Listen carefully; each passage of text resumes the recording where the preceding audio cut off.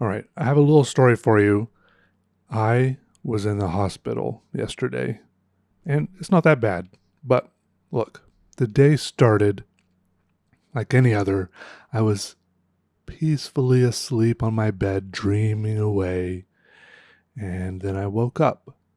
And I was lying on my stomach with my arms kind of up over my head, like around my face. And as soon as I woke up and tried to push myself up off of the bed, my left shoulder popped out of its socket somehow. I have had shoulder dislocation problems before, but usually it happens for something more drastic, like when I'm playing a sport or something. Anyways, right as I'm waking up, this happens. Like, it's just like, welcome to the day. Your shoulder has just popped out of its socket, and it's incredibly painful, and it's impossible to move or do anything. Lots of times in the past when my shoulder has done this, it pops right back in itself, or I wiggle around a little bit, grimace through the pain, and it slides back in. But I couldn't figure it out this time. I tried doing it on my stomach a little bit. I've after like 10 or 15 minutes, I figured out how to get onto my back without too much pain, and my arm is just kind of stuck here out by my side. Certain movements are too painful, so I'm pretty much just like paralyzed on my side. I can't even get up out of my bed because just like the weight of my arm is excruciating, since the my shoulder joint has come out of its socket and it's like hanging there weirdly. So I'm lying on my bed and I'm trying. My resort was to try to Google how to put your shoulder back in its socket, and I came up with several results because I managed. Thankfully, I had my phone within my right arm's reach. I was Googling things on my phone, and pretty much the first thing in every single article said never try to do it yourself because you can cause more damage, etc., which I was a little bit shocked at because I had always done it myself in the past, but this time I just couldn't figure it out. And it was getting more and more painful the longer it went on. So I didn't know what else to do, but after about 30 minutes of being stuck there on the bed on my back, I called 911. And the whole time I'm calling 911, I was like, am I overreacting? Is this the right thing to do? I could just call a friend over, but then I was wondering which friend. And even if a friend came over, they don't know how to put my shoulder back in its socket, really, without maybe causing more damage. And they could take me to the hospital, but it's like impossible for me to even move a tiny bit without excruciating pain. So I called 911, and it's so frustrating. If you've ever called 911, especially when you want help, they seem very relaxed, right? Because they'll answer the phone and they'll be like, hey, what's your name? What's your phone number? What's your date of birth? What's your address? And only after this long series of very casual sounding questions do they ask, okay, what's the emergency? Anyways, I understand why they have to have all that information. But so they said, I explained what was happening, that I was stuck in incredible pain. I couldn't move because any slight movement made the incredible pain even more incredible somehow.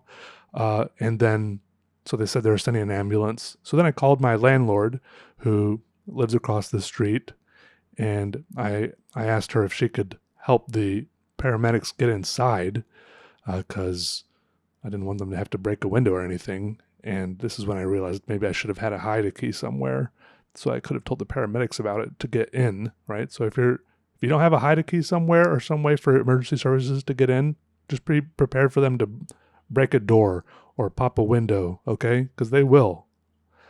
Anyway, so thankfully, after like 10 more minutes, the paramedics got there. The landlord let them in.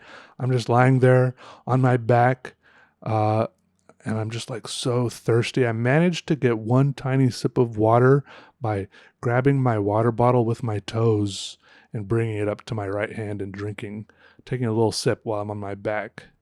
Then the paramedics came in. There were two of them. They were so nice.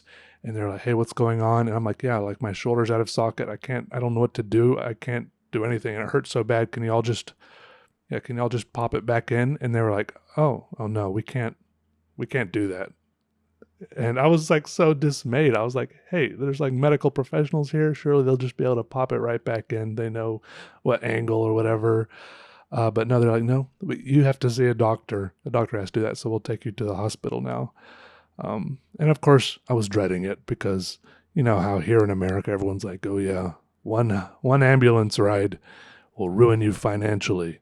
But I was like, at that point, if you're in enough pain and you don't know what else to do, you'll do a lot. So I was like, okay, let's go. Let's figure out some way. And so these two paramedics, they were so nice and gentle. One of them like supported my arm while the other one was like cradling me in my bed and like helping me get up so I could like sit up and stand up without my arm moving relative to my body. It was just, and somehow, I don't know.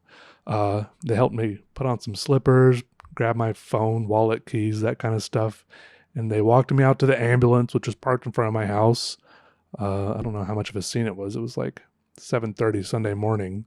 And then they helped me slowly lie down on the stretcher, the gurney, whatever it's called. And they wedged a little pillow under my arm. And they rolled me into the ambulance and drove me to the hospital. And every little bump, I felt it.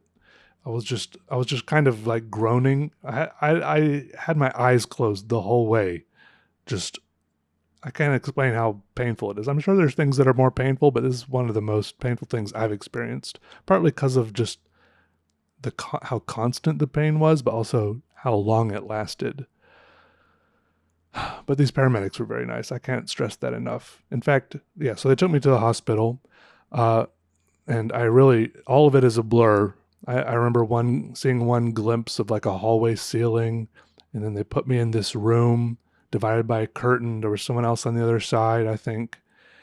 And I'm just kind of like groaning and writhing and just having a terrible time there in this hospital room with my arm is pretty much like stuck straight out from the side of my body. And they're like, they start, all these people come in and they start hooking all this stuff up to me, right? Like to hook me up to the little machine with all the numbers and the heart bumps, right? Like boop, boop, boop, boop. You know, you've seen it on TV, the EKG or something. So they're hooking all these diodes up to me, like all on my chest and on my stomach and stuff, and putting this thing around my nose so the oxygen goes in my nose or something. Like they were just hooking me up like some sort of weird android, and I was just connected to everything. But and they put this little thing in my hand with a red button that I could push for help. And while all this was happening, I was feeling very overwhelmed already. But in the next room, I mean, in the same room, on the other side of the curtain, there was like an elderly couple over there. And somehow, as all this was happening to me, through the pain, through all the overstimulation of them hooking up wires and stuff to me everywhere, I could hear their doctor come in and talk to them. And the doctor was telling the elderly gentleman this incredible news about how he had a heart blockage and that he was going to need a pacemaker.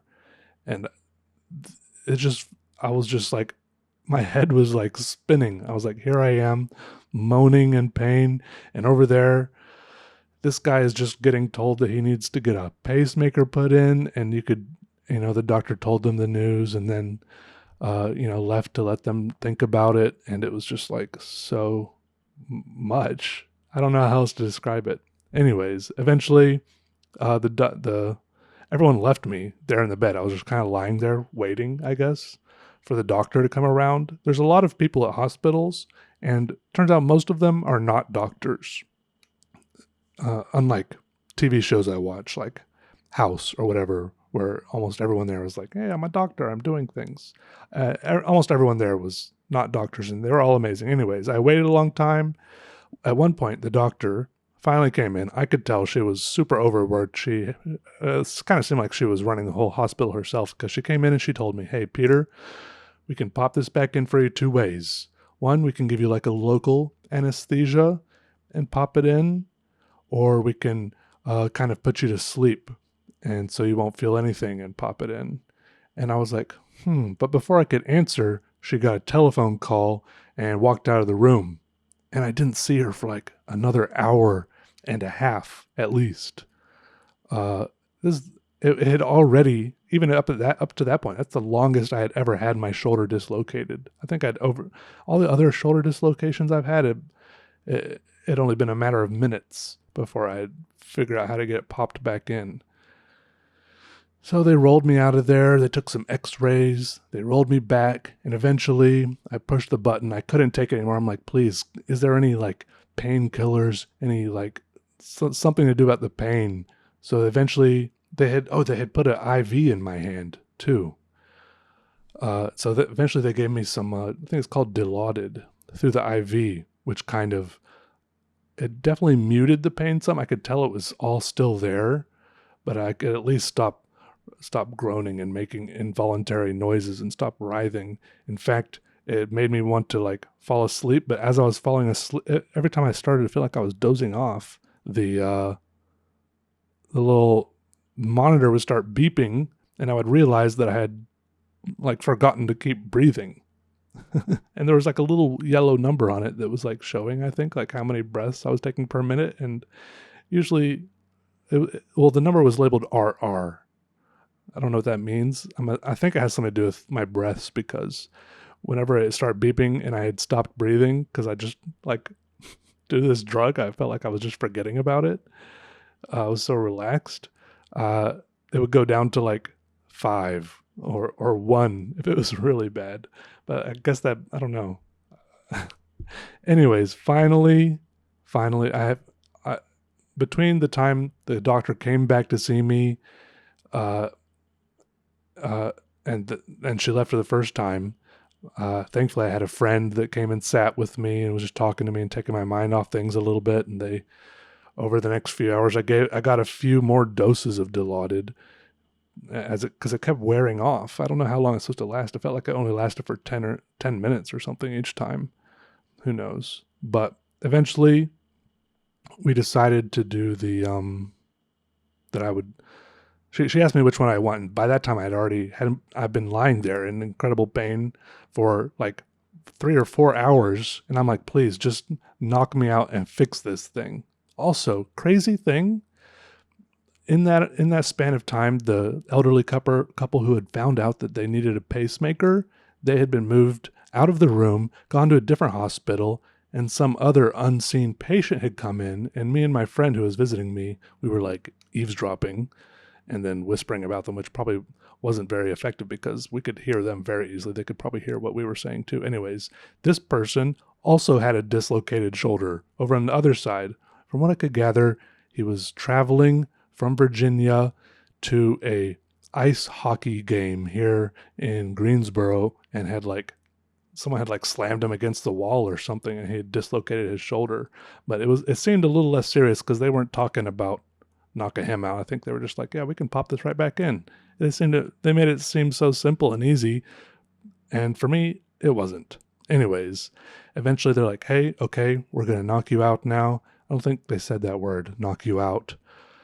But I'm like, yes, please.